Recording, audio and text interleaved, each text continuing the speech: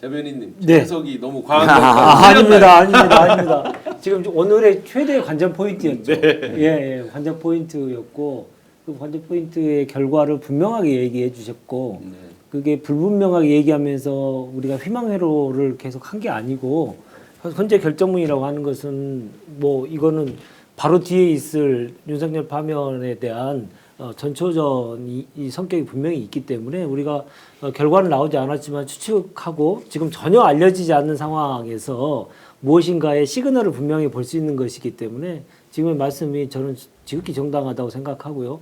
특히나 아까 이제 말을 보셨는데 나의 결정문 나도 나에서 같이 한번 보겠습니다. 정확하게 드러나 있지 않았나 저는 그렇게 생각이 들었습니다. 저는 이제 아까 즉시를 이제 한 2, 3일 지나서 임명 안 했다고 소추를 한지 알았는데 열흘이 지나서 열흘입니다. 그러니까 사실 이 정도면 상당한 기간이 된 거거든요. 근데 굳이 김복형 재판관 이걸 찾아가지고 각하로 안 가고 그 사실 기각적으로 간 거는 사실 우리 헌법학자들도 그 권한 대행에 대해서 이게 3분의 2인지 2분의 1인지 이제 물론 아주 다수설은 3분의 2다 그러던데 2분의 1 걔네도 2분의 1이 다수설이고 3분의 1 걔네도 3분의 2 걔네도 있답니다. 그래서 굳이 자기가 10일이면 상당한 기간이 지난 건데 이걸 즉시로 봐가지고 즉시 아니다 해가지고 이걸 기각 사유로 넣은 거는 각하로 가기 싫다는 건데 그래서 얼마든지 그 한덕수를 도와줄 것 같으면은 각하가 쉽잖아요. 소수설도 있고 그렇죠. 그 3분의 2 설도 있고 아주 쉬운데 굳이 각하 쪽으로 안 간 거는 계속 본안 심리를 요건을 갖췄다. 윤석열도 그렇게 충분히 추측이 간. 그래서 저도 봤던 게 만약에 핑계를 그러니까 지금 저 이유서에다가 시간을 갖다 집어 넣었잖아요. 그게 시간이 아니라 아니 그거는 뭐 예를 들어서 행정부의 그것도 권한이니까 뭐 임명 안 따라도 된다 뭐 이런 식으로 나와서 기각이라 했으면 우리가 완벽히 엄청난 걱정을 해야죠. 그래서 즉시라는 표현 대신 상당한 기간이라는 법에는 또 헌법이나 법률에 상당한이라는 표현도 없잖아요. 잘 없죠. 근데 관행적으로 사실은 국회 의결이 되면 우리는 법과 꼭 법률에 즉시한 표현 없어도 상식이나 관행적으로는 입법부의 결정을 또 대의제 기관의 표결을 즉시로 해석하는 것이 타당한데 그 사람 나름대로 각하까지는 참 과하니까 각하를 차별시킬 수 없고 그래도 판단해야 된다. 국회 의결을 존중하고 다만 상당한이라는 기간을 그 본인이 묘수로 쓴 것 같아요. 했을 때는 신원 교수 해석이 맞는 것 같은데요. 각하 두 명이 가장 강력한 안티를 걸었을 가능성이 있고 김복형이 문제라는 지적도 꽤 있었거든요. 그리고 아침에 어떤 방송은 김복형 문제라고 지적하는 분도 있었어요. 이거로 봤을 때는 김복형보다는 각하 의견 낸 두 사람이 가장 강력한 안티가 아닌가. 유튜버 이렇게. 보수 유튜버는 뭐 만장일치 윤석열 각하다 이런 의견이 있는데 그거는 아닌 것 같아 이제 완전 그거는 사라졌고. 그렇죠. 김복형마저도 일단은 국회 의견은 존중해 준 거니까요. 그래서 그 5인이 또 기각 의견을 모은 거는 상당히 좀 중요한 거죠 이제. 김복형을 좀 설득했다. 이제 윤석열 쪽에서도 이렇게 좀 볼 수도 있을 것 같아요. 자, 그래서 이제 오후에 김복형이 강력한 엑스맨이다 하고 보수 극우 유튜버들이 과연 나발을 부는지 한번 잘 살펴보시면 될 것 같습니다. 마지막 하이라이트 나번 한번 띄워놔줘 보세요. 소장님 나번 한번 설명 한번. 자꾸 하나하나가 정말 중요합니다.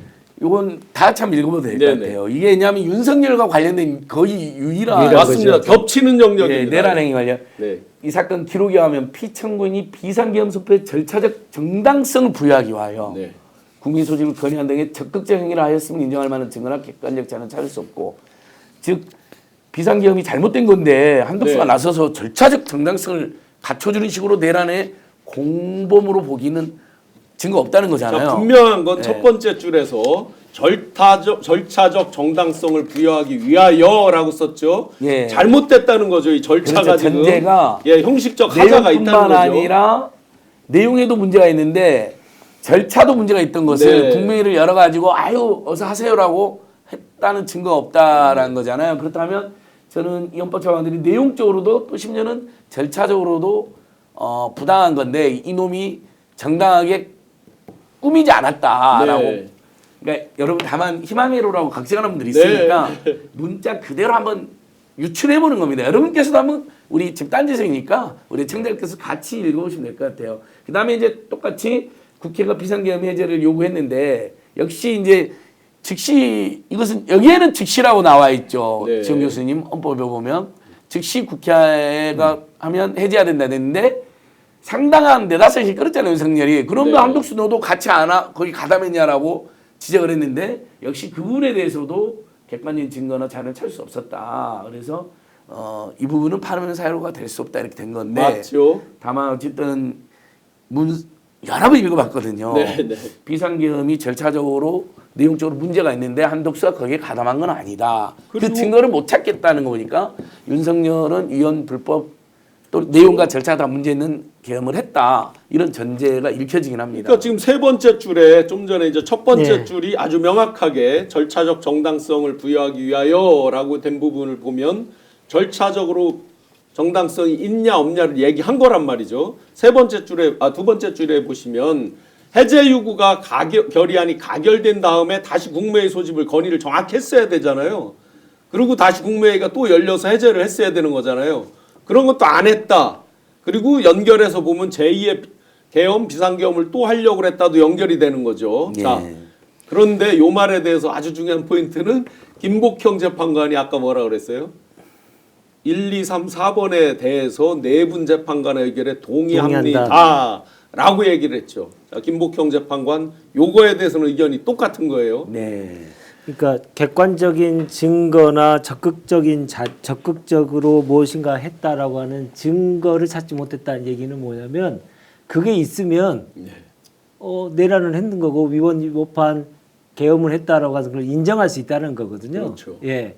그러니까 저는 적극적인 행위를 하였음을 인정할 만한 증거나 객관적인 자료는 찾을 수 없고 저 문장이 매우 저는 예. 눈여겨봤습니다. 네, 네. 그러니까 거꾸로 보면 적극적인 행위를 했다라고 하는 것을 인정할 만한 증거가 분명히 있고 그것을 합법적으로 인정할 수 있을 만한 객관적인 자료가 있다고 한다면 파면에 이르게 할 수 있는 것이 아닌가.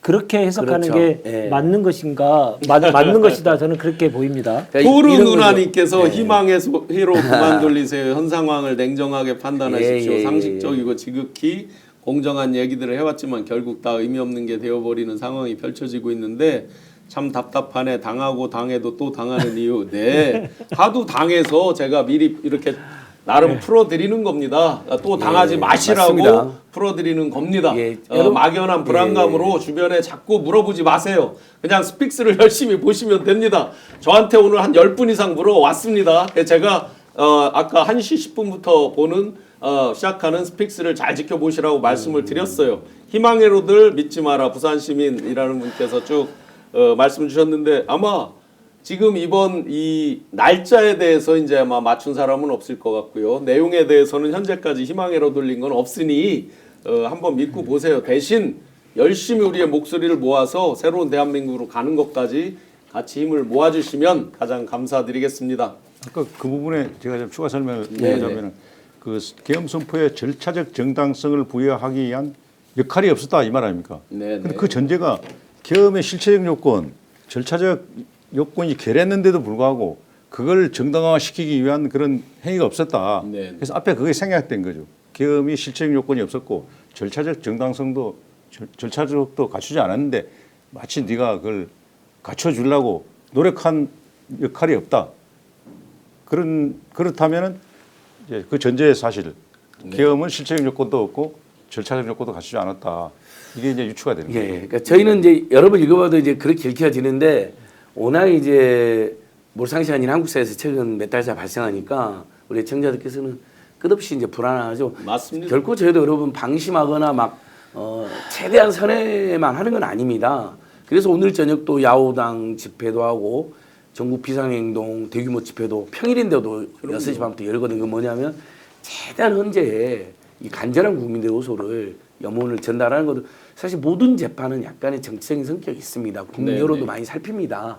일관되게 최근 여론조사 보면 그래도 60% 안팎은 탄핵을 찬성하고 30에서 35% 정도가 탄핵을 반대하는 거 나오는데 이 여론이 유지되는 것도 헌법재판은 큰 참조가 되죠. 그리고 매일매일 극우 세력들은 와서 헌재 앞에서 깡패짓을 하고 폭력짓을 하지만 이른바 일반 시민이나 민주 시민들은 현재 상당히 떨어진 광화문에서 아주 평화롭게 매일 또 토요일 날은 수십만 명, 수백만 모여서 정말 평화롭고 간절히 호소하는 거 보면 헌법재판관들도 다 인간이기 때문에 또 비서관 3명이 배속돼 있잖아요. 장기 비서관 3명하고 헌법연구관들이 계시는데 다 중간중간에 잠깐씩 의견을 나눈답니다. 절대 속내는 드러내지는 않는다고 하더라고요. 네. 평의에 대해서는요. 그건 정말 엄격히 지키고 있다고 하더라고요.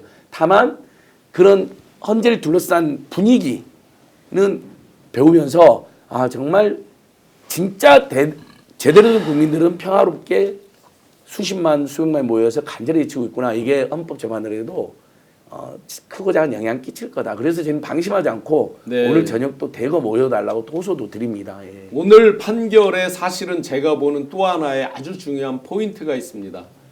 과연 기각과 인용 내용에서 어느 정도 힌트를 우리가 얻을 수 있느냐에서 힌트가 어느 정도 나온다고 하면 헌재에서 윤석열 내란 우두머리 선고일자를 마냥 늦추기 어려울 것이다. 그런데 좀 전에 여러분들께 분석해드렸듯이 어느 정도 소기의 목적이 달성이 됐습니다. 헌재 재판관들이 정말 애쓰는 적이 역력합니다. 뭐를 애썼느냐? 힌트를 안 주려고. 좀 전에 가와 마를 보셨죠. 그 내용에서 이유서에서 보면 힌트를 안 주려고 그렇게 노력을 했는데도 몇 가지 힌트가 보입니다. 그렇다면 결론적으로 헌재는 이제 더 이상 지체하지 말고 윤석열 내란 우두머리 기일을 잡아야만 합니다.